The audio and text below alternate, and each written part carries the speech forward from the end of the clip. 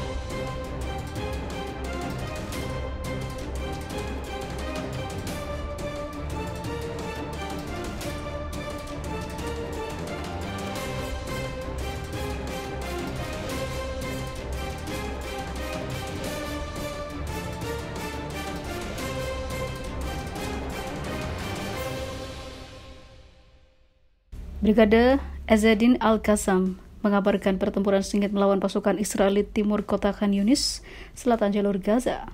Menurut keterangan Brigade Al-Qassam, dalam pertempuran itu, pasukan perlawanan Palestina berhasil menghancurkan 3 tank Merkava Israel dengan roket Yasin 105. Sekelompok pasukan Israel terjebak di dalam lokasi ranjau darat pasukan perlawanan Palestina sehingga menyebabkan puluhan orang mereka atau tentara Israel tewas. Pada saat yang sama, Brigade Al-Qassam mengatakan sejumlah tentara Israel lainnya terluka atau terbunuh setelah terkena ledakan ranjau darat. Sayap militer Hamas juga mengabarkan tentang pertempuran-pertempuran lain yang masih terjadi di selatan jalur Gaza. Akan tetapi, sampai berita ini diturunkan, Angkatan Bersenjata Israel belum merilis laporan terkait jumlah korban tewas dan terluka dari pihaknya. Sebelumnya, kelompok-kelompok perlawanan Palestina berulang kali menegaskan bahwa militer Israel tidak mengumumkan jumlah sebenarnya dan sengaja menyembunyikannya karena mereka takut dan khawatir dianggap remeh dan lemah oleh negara lainnya, karena pada kenyataannya banyak dari tentara Israel yang tewas, bahkan ribuan, di tangan Brigade Al-Qassam. Presiden Turki desak pengerahan pasukan internasional untuk melindungi warga Palestina. Gagasan tentang pengiriman pasukan internasional untuk melindungi warga sipil Palestina dan agresi Israel harus segera ditindaklanjuti, ungkap Presiden Turki Recep Tayyip Erdogan pada Rabu. Direktorat Komunikasi Turki mengatakan dalam sebuah pernyataan bahwa Presiden Turki Erdogan dan sejawatnya dari Rusia Vladimir Putin berbincang via telepon soal hubungan bilateral dan isu kawasan, terutama serangan Israel terhadap Palestina. Dalam pembicaraan tersebut, kedua presiden membahas perkembangan terbaru di Palestina serta pengiriman vaksin Sputnik V ke Turki, menyerukan kepada komunitas global untuk memberikan pelajaran yang kuat dan membuat jera kepada Israel. Erdogan mengatakan Turki telah menyampaikan reaksi yang keras terhadap serangan Israel di Yerusalem, Gaza, Masjid Al-Aqsa, dan Palestina.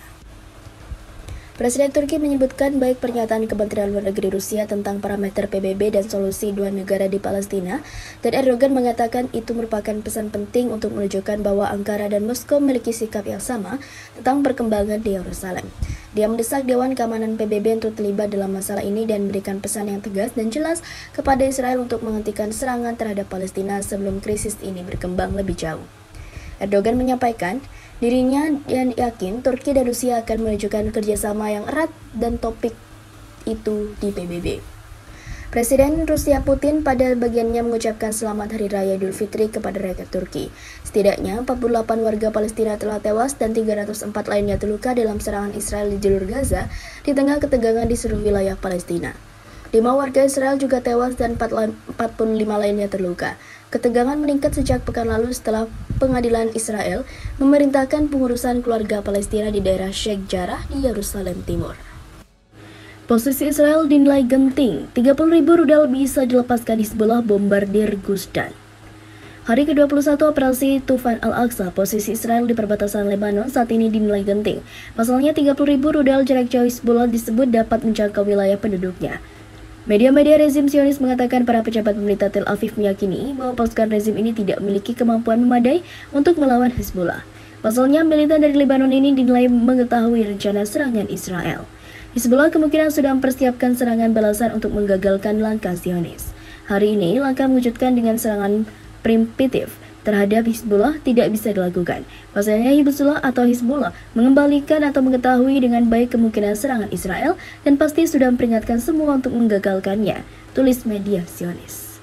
Kelompok militan yang diduga didukung oleh Iran ini disebut memiliki sedikitnya 30.000 rudal jarak jauh.